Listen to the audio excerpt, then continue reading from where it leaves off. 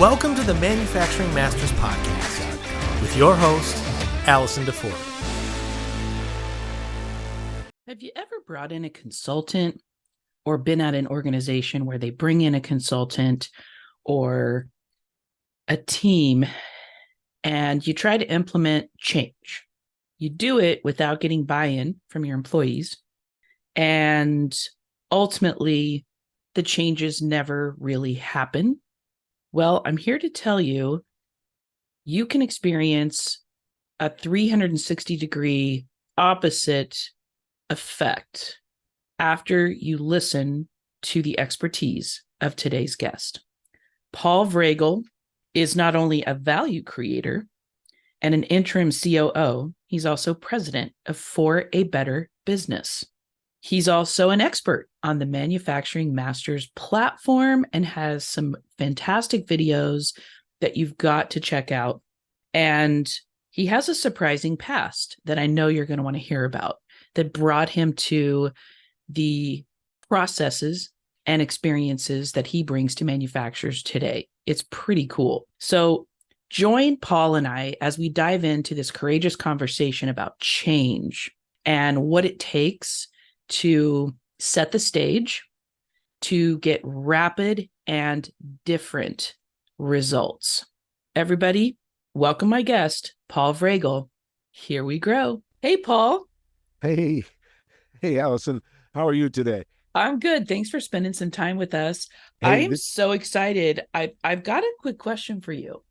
People are going to be a little surprised to know, how did you go from naval architecture and marine engineering to what you're doing today as a value creator and an interim COO? So there's a story attached to that, as you might imagine. So I was trained as a naval architect and marine engineer. Okay. When I was 22, I was hired by Amoco Corporation to manage ship construction in Spain. And one of the reasons that was, let's say, even possible is I went to a very small college only for naval architecture and marine engineering. You and I would be a class reunion. I graduated in a class of 19. Wow. And the people who called me were a couple prior graduates of the college who had all of the same courses and professors that I had. So very high degree of trust that enables that. Yeah. So 2 weeks later, I'm on a plane to Spain. My instruction set is figure out what you're supposed to do and do that. Nice charter at 22. Yeah. So a year later, things are going great. We have an inspection staff over there, and I'm working with them. So these ships that we're building are 1,000-foot-long oil tankers. And a year after I start there, one of those comes into Lisbon for its guarantee dry dock. So ships like toasters have guarantees. And that's a heavy inspection period. Look at everything you see. My boss says, why don't you go over there and just observe? Maybe we'll learn something from the ship operating that we can use on the new constructions. Seems logical. Right. So I went over there with a lot of inspections going on. We opened up the bottom end bearings of the main engine, which is a 30,000 horsepower diesel. And all of the bearing material, so this is a poured metal bearing, all the bearing material, which is supposed to be in the bearing, is lying on the journal in pieces. This is really bad. Yeah. Really bad. So I call my boss in Chicago and I tell him what we found. And he listens for a second and he says, fix it. And I'm on the phone waiting for the rest of the conversation. Right, right. And there wasn't any. That was it. So, okay, I'm I'm 23. I have no authority, no domain knowledge. I have no idea how they make bearings. No staff, no budget. I don't speak Spanish or Portuguese. We have a contract with the shipyard, but we don't have a contract with the engine maker. And they build the engine under license from a Danish company. I have these two words. Yeah. Oh, shit. Yeah, well, okay. That was the second two words. So I go to Spain and I ask the engine builder management, what's the plan? Seemed like a logical first question. And they give me a little bit of a quizzical look and say, we don't think we have a problem. Oh, okay. So we think the Danes have a problem because they designed the engine. We just built it according to what they said. So, okay, I'm 23, but I can recognize. Right. So I'm sitting in my hotel room in Spain, and pretty much I've got nothing, except I figure I'm there. So I should be able to make something happen. Somehow we can get through this. So I convinced them to let me go down and look at how they make the bearings. The situation gets even worse because I find out that they told the employees that I was there to tell them how to fix this. And I didn't even know what they did. So, and actually this is dangerous because they would do anything I said without question. But who knows if that had anything to do with solving the problem. So I'm doing this all kind of on the spot. I said, well, let me see if I can turn this to my advantage. I will make it clear to them that I have no idea what they actually do. They are the ones who really know. And I'm going to ask them a lot of questions to try to connect what we saw, what their process is with what we saw on the bearings. Okay. I'm going to interrupt you for 1 second. This is exactly, you just told me, and everybody listening, you're going to hear how at 23, you naturally, organically created the process that you use today to help people implement change. That was the origin case. That's it. How it happened. Yeah. Yeah. And so all this is happening, by the way, they only speak Spanish and I only speak English. So right. So there was a lot of charades. Yeah, exactly. That's the word. Don't ever run out of napkins. No. So as it turns out, it works beyond my wildest dreams. In a few weeks, we not only fix the issue with the bearing, permanently raise their manufacturing capability, and because of the way I did it, or was forced to do it, if you will, the management and the employees owned the process and the results. And I was just astounded that given all that went before, we could get that result. And the other thing that I concluded was this isn't really restricted to this particular case, one particular issue in a company or one organization, and could even apply to a whole company, which is eventually where you went with it. I did it. Yeah, exactly. and I took from that two really simple principles that I still use. The first is 90% of the issues that waste time and money and produce bad results are embedded in process and execution. Yes. With the caveat that that's always different than how it's documented or expected that it works. Mm-hmm. Reality is a different thing. And then the second principle is the employees are the world's experts at knowing what they actually do every day. Yes. That doesn't mean they're the expert at the task, but what they do, they know better than anybody.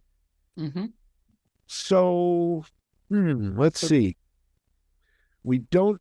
So the really short elevator speech about our business is what we do is help owners and their employees take the company operationally from here to there in that much time.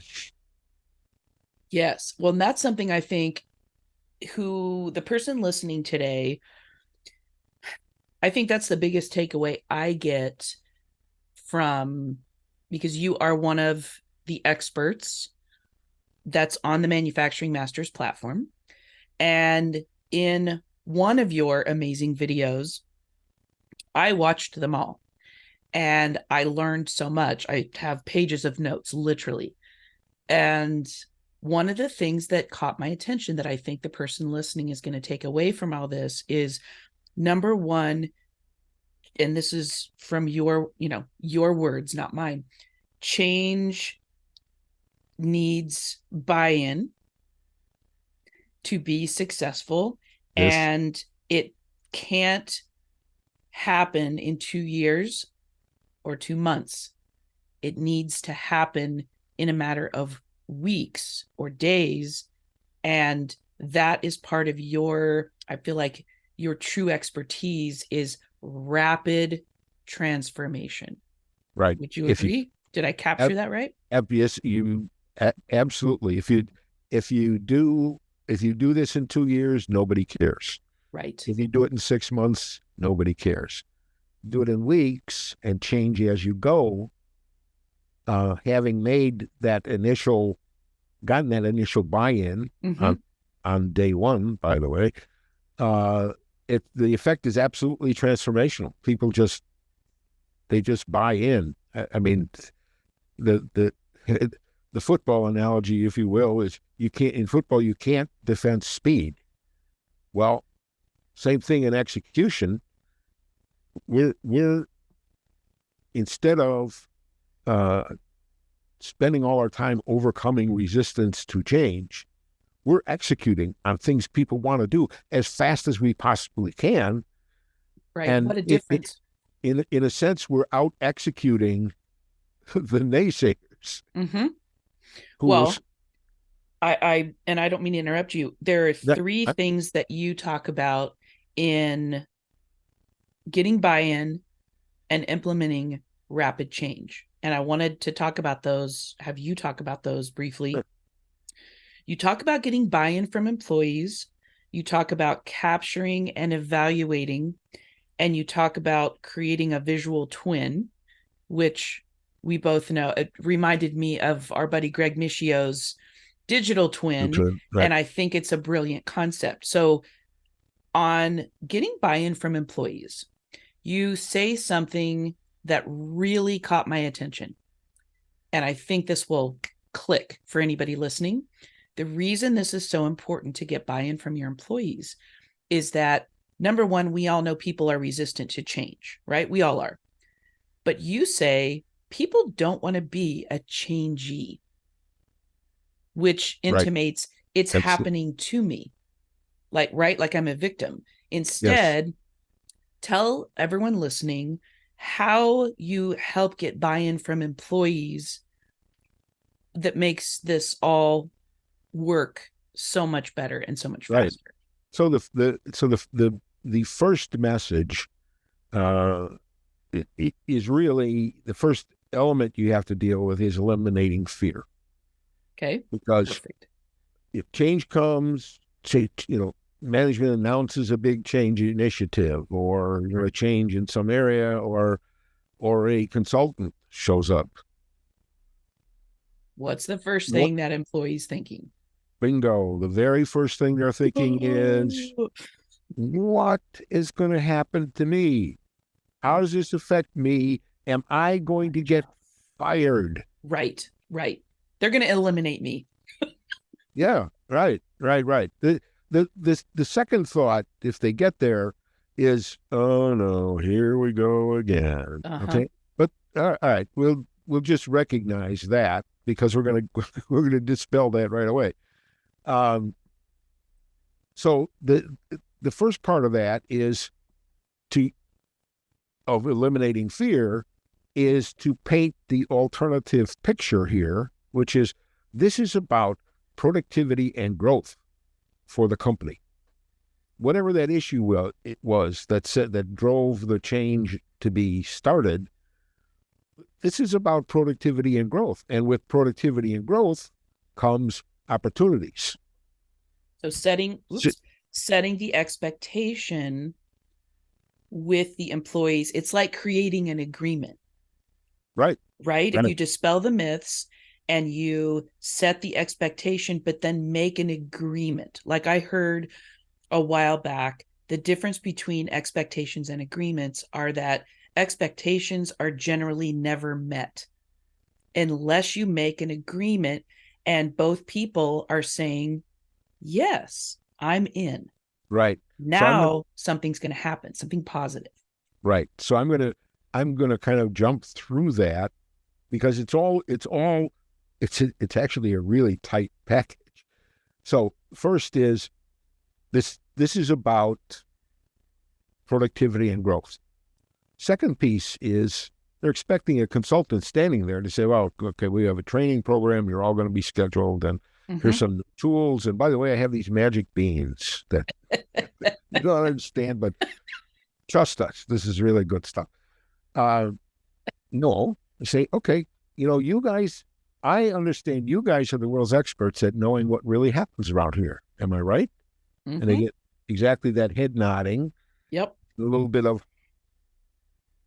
polish on the lapels. To which I say, great, because we are actually going to talk with you, listen to you, where you work and as you work, and capture what really actually happens.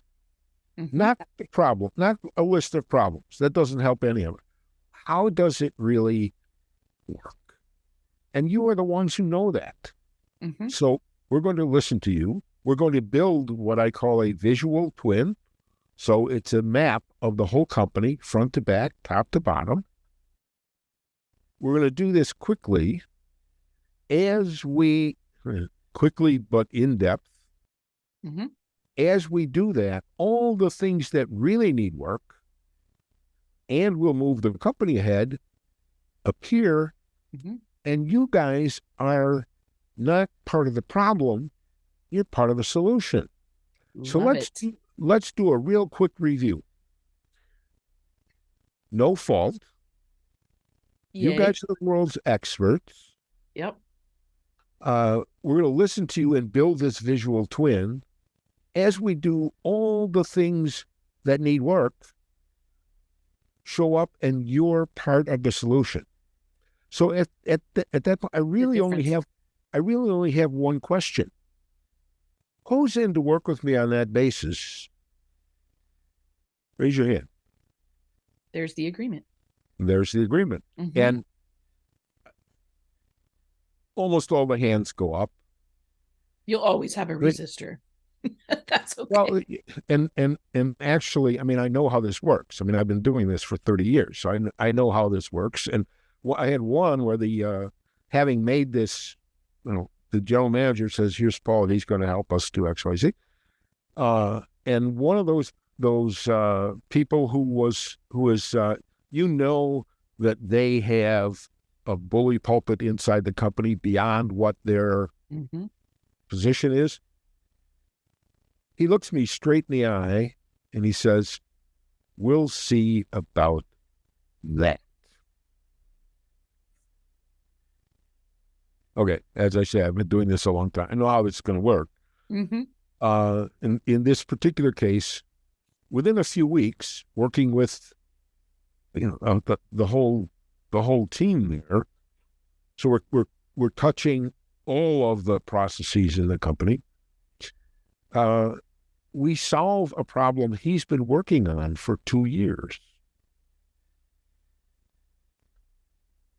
Puts him in a very interesting position. I'm for lifetime in seeing, and his one of the reasons why he had that bully pup, but he was right. They tried a bunch of stuff before and nothing worked. So he had some reason to be. He had absolutely. There was a reason he had that bully pulpit. Okay. So now doing this, we've actually achieved a change, right? Kind of upfront and personal. So he's got a very interesting choice. He could say, no, this doesn't work. And then people will say, well, I don't know, maybe, seems to be working. Mm-hmm. Maybe we're not going to listen to George anymore. Well, I'm for lifetime in seeing anybody want to give up a bully pulpit.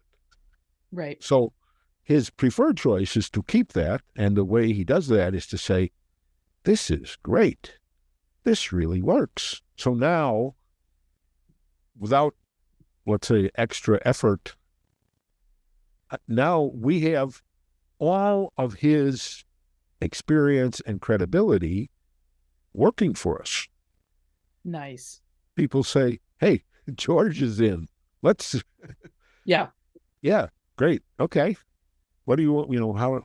How shall we proceed? Let's do this. So that literally, I mean, I say to people, you can get buy-in to change across the company in a day.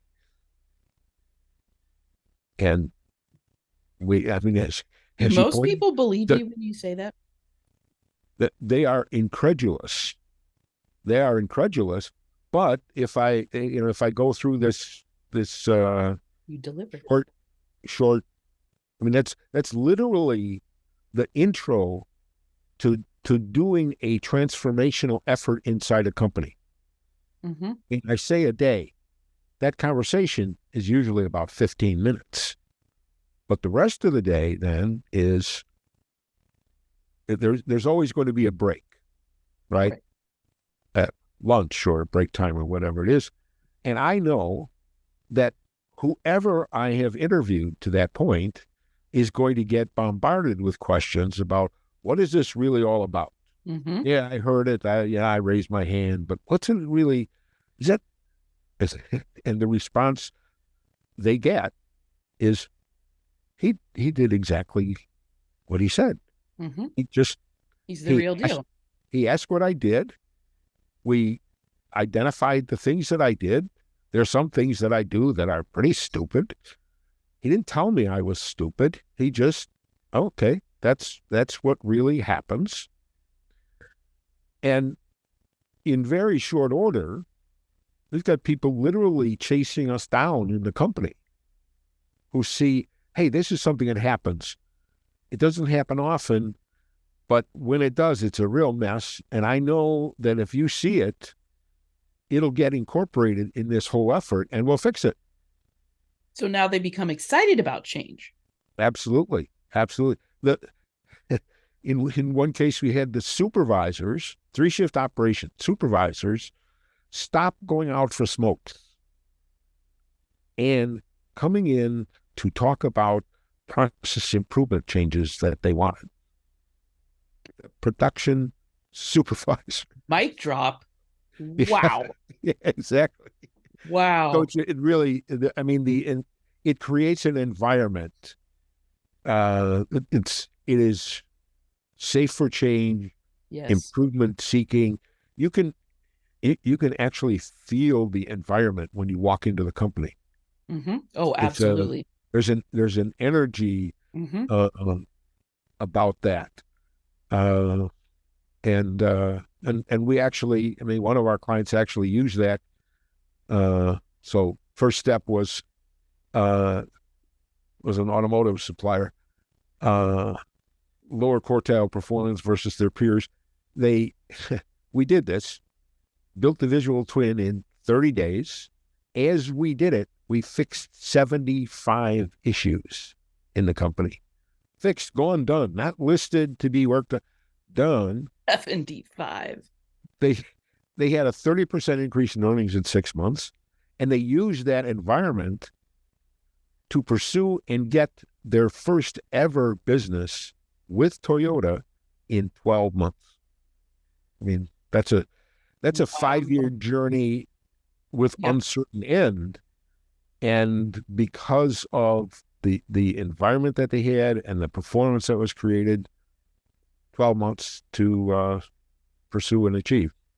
Wow. It's well, huge business benefits. Well, that's huge. No, and the thing I love about this, because I like to see things sound great and results say a lot.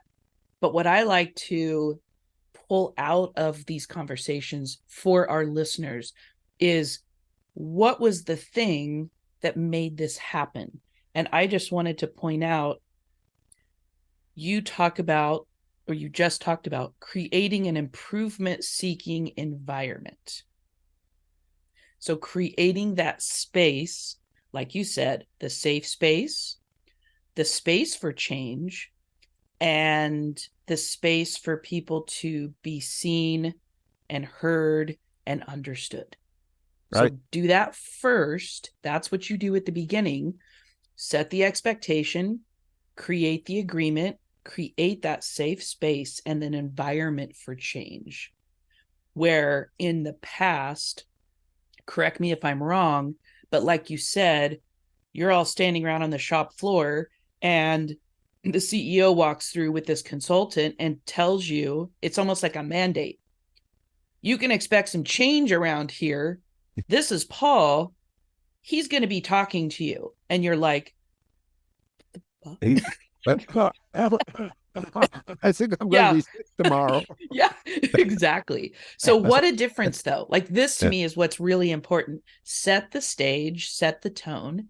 You're going to experience tremendously different results. Yeah. And it's all by action, not by posters and things. And there's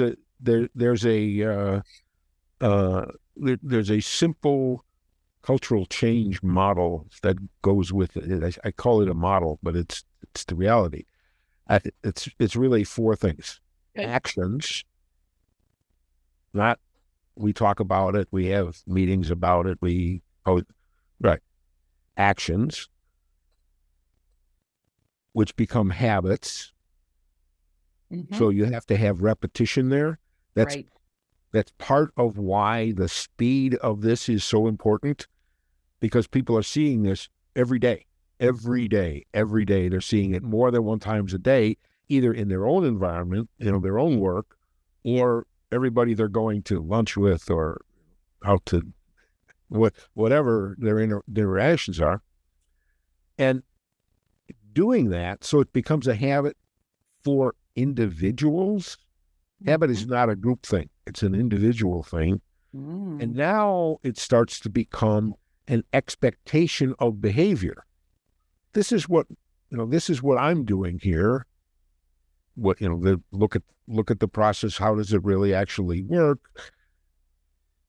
But work with that.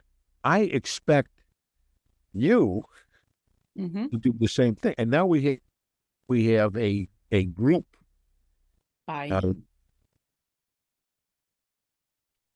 Sustained, gets you culture. Yes. It will always get you culture. The question is getting the culture that you really want. Right. A healthy culture.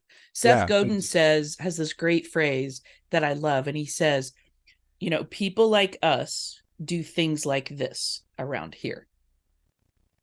And it's meant to be a very positive, like, especially when you're marketing to an audience, it's most important, according to him, and I fully agree, to understand how do the people that you want to be of service to, do they do things? What's important to them? Yes. And I feel like That's to me, great. good Yes. marketing always starts from the inside out, and that starts with culture. So I think this is all, and I always feel like everything's tied together anyway. Everything's connected. Sales, Oh, yes. operations, marketing, Yes. fill Oh, in the blank, absolutely. all connected.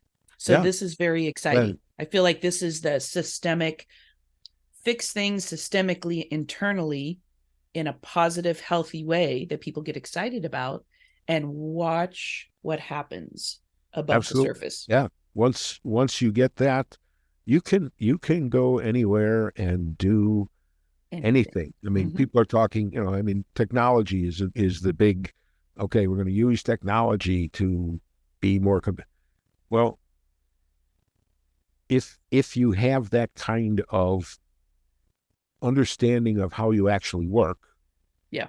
and the buy-in to change where to things you want to, makes it very easy to pick and implement technologies that'll actually make a difference for your business, as opposed to just, hey, I got back from FabTech and I saw this cool thing. We should do that. Exactly. And then Exactly. you try to plug that in, and nobody's on board. And I mean, I heard one horror story where somebody actually went back to their green screen system because the new system was so Oh, poorly selected, badly implemented, and not supported. Other than that, things were fine. yeah. Yeah. Well, it's a shame we have to wrap up. And I wanted to end with this quote that is on your website. And I'm experiencing several clients right now who are saying this exact thing. I think this is so common. And I think this is a beautiful way to end our time together, because it speaks to the benefits of your process and your method. It was from Don Ortiz, and he said, "We waited to start until things calmed down. If I had known how easy this would be on our organization and how quickly we would see results, we would have started months ago."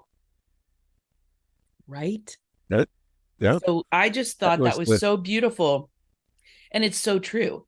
It's like, if we can just get out of our own way as business owner, and the time to do it isn't when things have calmed down, because they never they come never do. right. There Exactly. always be another something.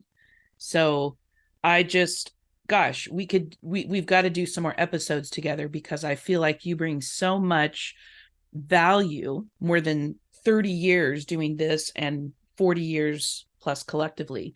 And I think anybody listening, I want to encourage you to connect with Paul via LinkedIn. He is a wealth of information and a really good human. And Thank you. also to catch his videos on the Manufacturing Masters platform. They're incredibly insightful. They're short, as all the videos are, and to the point, zero fluff. Trust me, you will take away some brilliant nuggets that you can use in your business today. So thank you so much, Paul, for spending time with us. We appreciate what you're doing. Thank you. I'd be happy to do it again. This has been a pleasure speaking with you, and happy to take the time, and happy to answer questions that connect with people, and answer questions that people have. There's a link on our site that you can actually set up a time to speak. I love that. If that's of interest, and happy to do that. Cool. Well, anybody listening, please take advantage of that. Paul, like I said, is a wealth of information, and just incredibly easy to talk to, and a really good listener, which I think is part of his expertise and skill set. So thank you, everybody, for listening, for sharing this with a colleague or with somebody in your network if you find value. And if nobody tells you this week, we see you, you're important, and I want you to keep manufacturing out loud, because what you're doing matters. Until next time, everybody. If you're not already, subscribe to the Manufacturing Masters podcast on Apple Music or Spotify. And for a deeper dive head on over to manufacturing-masters.com. It's everything they never taught you in school.